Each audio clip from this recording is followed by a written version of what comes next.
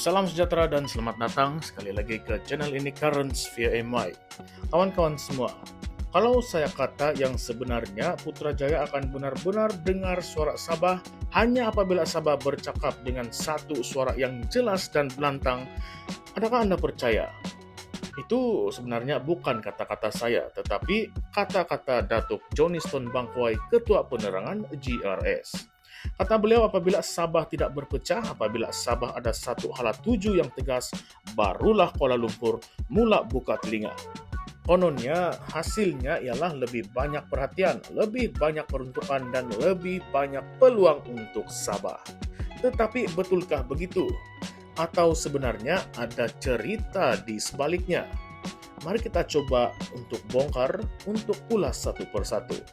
Menurut Johnston, hubungan GRS dengan kerajaan perpaduan di bawah Anwar Ibrahim terbukti membawa manfaat yang nyata. Contohnya perjanjian kolaborasi komersial dengan Petronas ataupun CCA yang membolehkan Sabah lebih terlibat dalam industri minyak dan gas. Katanya inilah bukti bahwa apabila Sabah main secara diplomasi dan bukan dengan slogan yang kosong, barulah hak Sabah akan diiktiraf. Tetapi di sini saya mahu kita pikir sama-sama, berapa ramai rakyat Sabah yang benar-benar merasa hasil daripada CCA ini? Adakah pendapat negeri meningkat secara besar? Ataupun keuntungan besar masih mengalir ke pusat dan Sabah hanya diberi sekadar gula-gula politik? GRS menegaskan pendekatan mereka bukan sekadar Sabah for Sabahans sebagai slogan semata-mata. Johnston berkata mereka mahu semangat itu diterjemahkan dalam bentuk manfaat yang nyata. Sebab itu, katanya, tidak guna kita asik melabel orang semenanjung sebagai pendatang politik ataupun pengkhianat apabila realitinya Sabah tetap perlu berunding dengan parti-parti nasional yang berpusat di Kuala Lumpur. Dengan kata lain, kalau mahu pembangunan, kalau mahu projek besar, dan kalau mahu dana, maka rundingan itu mestilah dilakukan. Persoalannya apakah ini strategi yang bijak ataupun sebenarnya Sabah semakin terikat kepada keputusan Putrajaya kerana terlalu bergantung dengan kelulusan pusat? Kalau kita tengok sejarah, memang bukan sekali dua pemimpin Sabah bercakap soal autonomi. Dari era Tun Mustafa, Haris Saleh, PBS dengan Pairin Kitingan, sampailah ke warisan dengan Syafiq Abdal. Semuanya melaungkan semangat perjuangan hak Sabah. Tetapi apa yang kita nampak? Setiap kali ada rundingan dengan pusat akan ada sedikit gula-gula, tambahan peruntukan, sedikit kuasa dalam industri minyak, janji projek infrastruktur. Namun isu besar seperti 40% hasil cukai yang termaktub dalam MA 63 sampai sekarang masih belum jelas bila Sabah akan benar-benar dapat. Anwar sendiri sudah beberapa kali mengumumkan komitmennya untuk menyelesaikan isu MA 63, termasuklah penubuhan jawatan kuasa teknikal. Tetapi realitinya rakyat Sabah di pedalaman masih menunggu bekalan elektrik yang stabil, jalan raya yang sempurna dan peluang pekerjaan yang sepadan. Jadi apakah kejayaan diplomasi ini hanyalah nampak indah di atas kertas? Apa kata Anda? Seterusnya, Johnston juga menyebut tentang kepentingan menjaga suasana politik Sabah yang stabil. Katanya Sabah perlu terus dipimpin oleh parti-parti berasaskan Sabah sendiri dan bukan orang luar. Dan inilah peranan GRS sebagai payung yang menyatukan parti-parti tempatan. Tetapi kalau kita imbas semula, GRS sendiri wujud hasil daripada gabungan parti-parti yang pernah berpecah belah. Ada yang dahulu seteru, kini menjadi kawan rapat. Contohnya STAR dengan PBS, malah ada parti yang dulu menentang UMNO, kini sanggup bekerja sama dengan parti pusat. Jadi di sini timbul pertanyaan yang pedas. Adakah benar yang GRS ini betul-betul memperjuangkan kepentingan rakyat Sabah atau sebenarnya lebih kepada mengekalkan kuasa dengan memastikan mereka kekal rapat dengan pusat?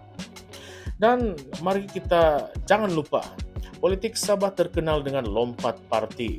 Sejarah pun memang sudah tertulis. Dari BN tumbang 2018, warisan naik, kemudian GRS terbentuk, semuanya penuh dengan aksi lompat-melompat. Kalau Sabah mau bercakap tentang satu suara, apakah suara itu benar-benar suara rakyat ataupun suara elit politik yang sedang pastikan yang mereka tidak kehilangan kuasa dan kedudukan? Nah, dan disinilah saya mau lontarkan lagi persoalan. Kita harus bincangkan persoalan-persoalan kontroversi ini. Yang pertama, adakah benar Sabah semakin didengar oleh Putrajaya karena GRS berjaya satu suara? Ataupun sebenarnya Sabah hanya menjadi lebih jinak sebab ikut rentak kerajaan pusat? Dan yang kedua, adakah rakyat Sabah benar-benar mahu pendekatan diplomasi lembut ini ataupun rakyat lebih mahu pemimpin yang berani menekan dan menuntut hak Sabah secara terbuka? Walaupun risikonya berdepan konfrontasi dengan pusat. Dan yang paling penting adakah slogan Sabah for Sabahans kini sudah hilang. Sudah kehilangan roh perjuangannya karena parti-parti tempatan lebih selesa berkongsi kuasa dengan parti pusat demi proyek dan juga dana. Kalau kita lihat dengan teliti, kenyataan Johnny Stone ini memang nampak positif, tetapi sebenarnya membuka banyak ruang tanda tanya. Sebab kalau benar Sabah sudah mula diiktiraf, kenapa masalah asas seperti jalan berlubang, sekolah daif, dan hospital yang serba kekurangan masih lagi menghantui rakyat? Adakah ini bermakna semua pengiktirafan itu hanya berlaku di peringkat dokumen dan juga ucapan rasmi, tetapi manfaatnya tidak pernah sampai ke kampung-kampung yang terpencil? Saya yakin sahabat-sahabat semua ada pandangan masing-masing. Ada yang akan kata kita perlu bersabar karena rundingan besar mengambil masa. Dan ada pula yang akan kata yang kita sudah tunggu 60 tahun. Sudah 60 tahun Sabah di dalam Malaysia. Berapa lama lagi kita mau tunggu? Nah, tetapi yang pastinya isu ini akan terus menjadi perdebatan hangat menjelang PRN Sabah yang akan datang. GRS pasti akan menggunakan naratif ini untuk tunjuk yang mereka berjaya membawa lebih banyak pembangunan. Tetapi pembangkang pula akan tanya, kalau benar berjaya, kenapa masih ramai anak muda terpaksa merantau ke Semenanjung, ataupun Singapura, ataupun ke Australia, ataupun ke Korea untuk mencari kerja? Jadi, saya mahu tutup dengan satu persoalan yang paling besar untuk kita renungkan bersama. Kalau benar Putrajaya mula mendengar suara Sabah, adakah suara itu suara rakyat ataupun suara elit politik yang berunding untuk mengekalkan kuasa mereka? Nah, itulah bahan fikir kita pada hari ini. Dan jangan lupa seperti biasa untuk tinggalkan komen Anda di ruangan komen di bawah. Adakah Anda percaya strategi GRS ini betul-betul untuk rakyat atau hanya strategi politik semata-mata? Saya mahu dengar jawaban Anda. Dan kalau Anda rasa isu ini penting, tekan butang like, share video ini dengan kawan-kawan yang lain, dan jangan lupa untuk subscribe untuk ikuti lebih banyak pendedahan kontroversi politik Sabah. Baiklah kawan-kawan, salam sejahtera, salam perjuangan, dan salam reformasi. Kita jumpa lagi dalam konten yang seterusnya nanti. Sekian saja semua, terima kasih.